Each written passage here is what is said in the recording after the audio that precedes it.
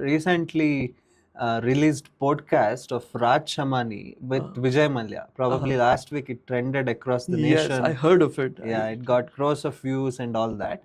And generally, the conception in India and around the world is why Vijay Mallya failed. He failed because he got into airlines, the Kingfisher Airlines. Yes.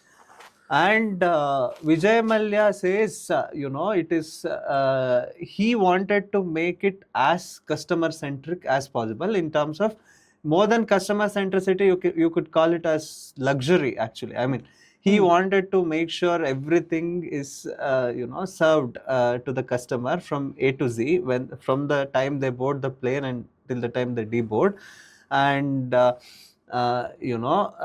he thought, that will actually win the game. But how much customer centricity is enough customer centricity?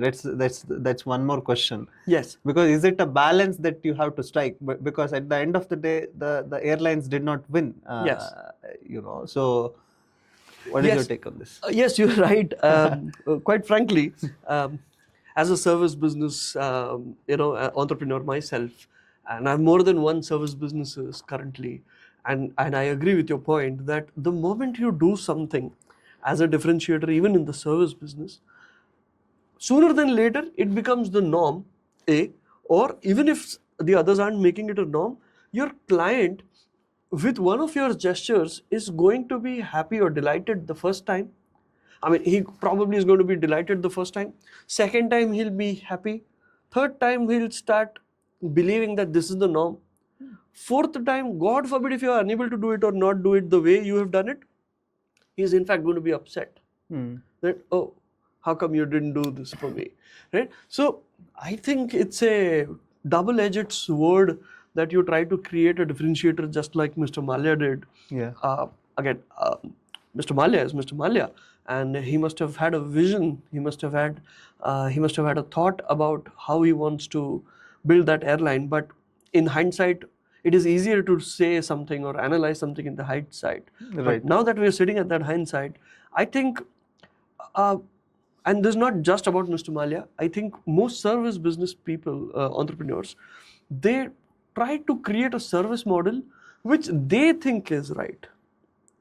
One has to be prudent enough as an entrepreneur to know that this might be the level of service that I appreciate, but is it that the market A appreciates it and B is willing to pay for it?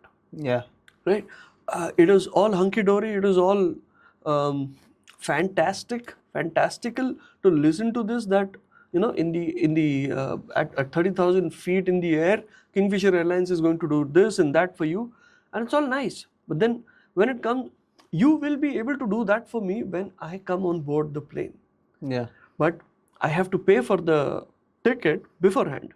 And when that question comes of paying, I'm going to compare you with everybody else.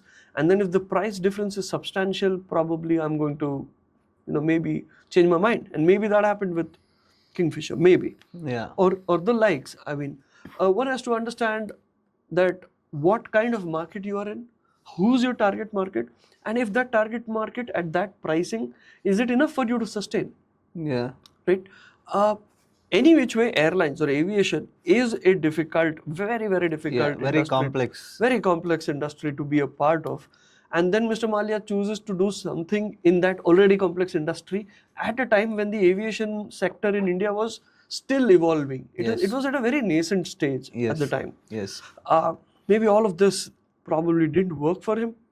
But when you do it at scale, for example, again taking an aviation example, just because we're talking about it, if you look at the Indigo Airlines, they just do the job. They serve a sandwich that's not even heated. They don't carry ovens in the aeroplanes. Yes.